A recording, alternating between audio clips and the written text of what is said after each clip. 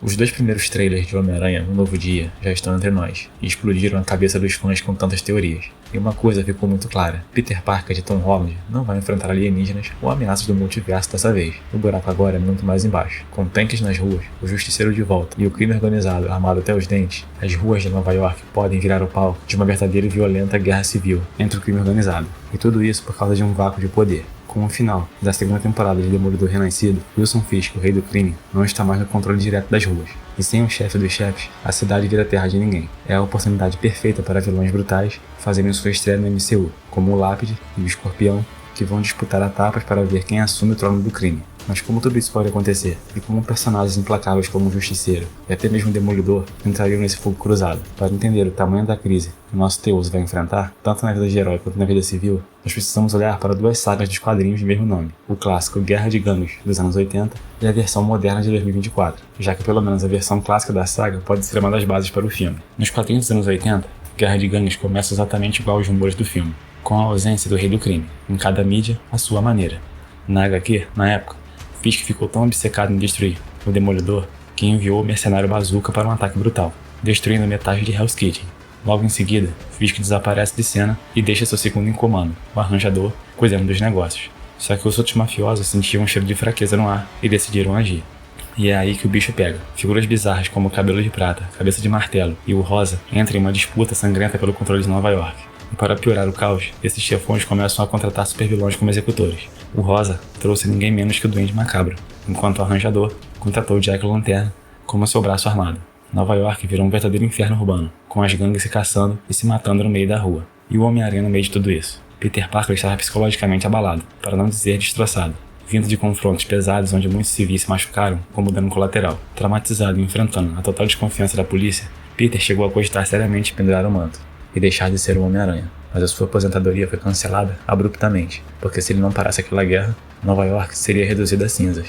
Enquanto o Homem-Aranha tentava de tudo para limitar os danos à cidade e salvar os civis, outras figuras entraram na guerra com métodos muito mais brutais para resolver a situação. E o primeiro a surgir nos quadrinhos é ninguém menos que Frank Castle, o Justiceiro, defendendo que a única forma de parar os criminosos é usando força letal. O Justiceiro entra na briga, atirando para matar e todas as gangues ao mesmo tempo. Isso força o Teioso a entrar em um confronto direto contra Frank, para evitar uma chacina nas ruas de Nova York. É aqui que temos um dos debates morais mais intensos da Marvel. O Justiceiro acusa o Aranha de ser mole e culpado pelo caos, dizendo que Peter prefere manter sua consciência limpa, deixando os vilões vivos, mesmo sabendo que eles vão fugir e matar mais inocentes. Já o Aranha rebate dizendo que a violência cega de Frank o torna tão monstro quanto os bandidos. Se os fortes rumores sobre o novo filme se confirmarem, essa dinâmica explosiva entre Peter Parker e o Justiceiro deve ser o teste definitivo para o código de ética do nosso herói nos cinemas. Mas se o Justiceiro trouxe o caos físico, Demolidor trouxe o caos psicológico. Nas HQs, Matt Murdock é o verdadeiro estopim indireto dessa guerra. Com sua própria agenda, ele começa a manipular o Homem-Aranha,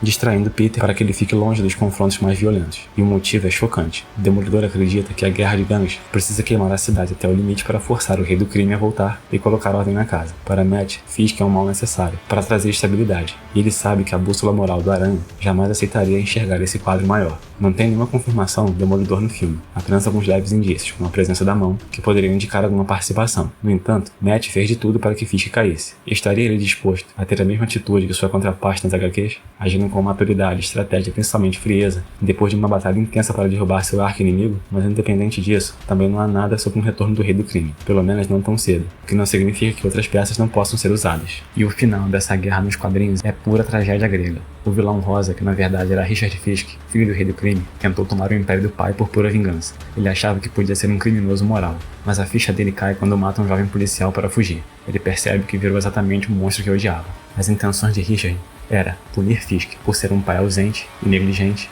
e também por ser um criminoso, odiando tudo que o pai era. No entanto, acabou provando para si mesmo que não era tão diferente daquele que tanto odiava. Richard Fisk também não fez sua estreia no MCU, o que invalida até então qualquer participação do Rosa, que não fez sua estreia no MCU. Da mesma maneira, a trama envolvendo Vanessa Fisk, que na estreia dos quadrinhos havia sido dopada por Fisk para não saber de seu retorno à vida de crimes, também se torna inválida. Mas a maior reviravolta envolve o Demolidor e o Rei do Crime.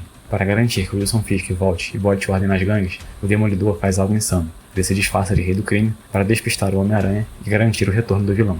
Fisk volta com um acordo com o governo, ganha passe livre e encerra a guerra promovendo uma limpeza interna.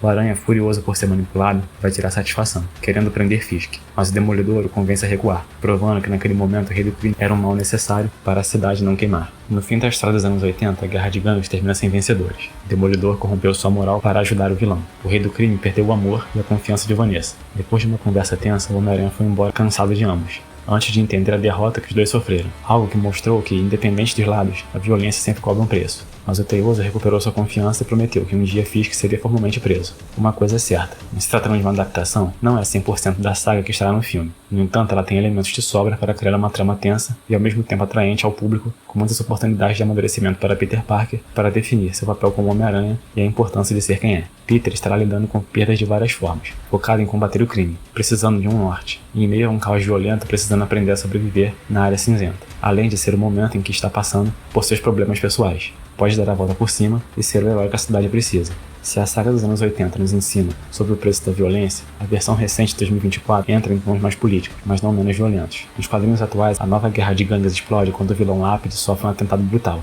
Com ele fora de combate, Nova York vira um formigueiro de mafiosos tentando roubar seus territórios. Para conter o caos, o Homem-Aranha entra em ação ao lado de aliados como o até então prefeito da cidade, Luke Cage, da Mulher Hulk e de Miles Morales. Só que a grande virada acontece quando Lápide se recupera. Em vez de sair atirando, ele faz o impensável. Procura o Homem-Aranha e propõe uma aliança para parar a guerra e proteger sua filha, Janice, que agora lutava pelos territórios do pai. O Aranha, achando que está fazendo bem, aceita. Eles chegam a confrontar Wilson Fisk, que estava auxiliando o filho, o Rosa, a tomar os territórios e para inflamar ainda mais a briga de rua. E o Lápide, por sua vez, ajudando sua filha a tomar os territórios. Pai contra pai, filho contra filha. Por motivos não especificados naquele momento, Fisk recua para proteger sua família, removendo Rosa e deixando o caminho livre para Janice, mas deixa um aviso. A Madame Máscara assumiu o controle da máfia Magia, e foi ela que esteve manipulando tudo desde o começo para criar a Guerra de Gangues. No clímax da história no Central Park, o Aranha e seus aliados conseguem derrotar a Madame Máscara, mas é aí que a máscara do Lápide cai.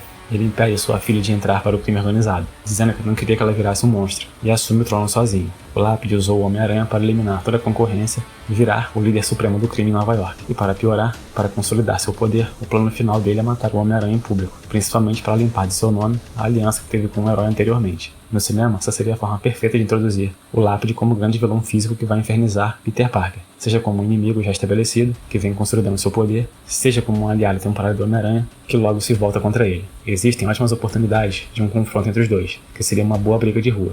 E para quem conhece as histórias do herói, sabe que em várias mídias, ele e o Lápide sempre se encontram de alguma forma.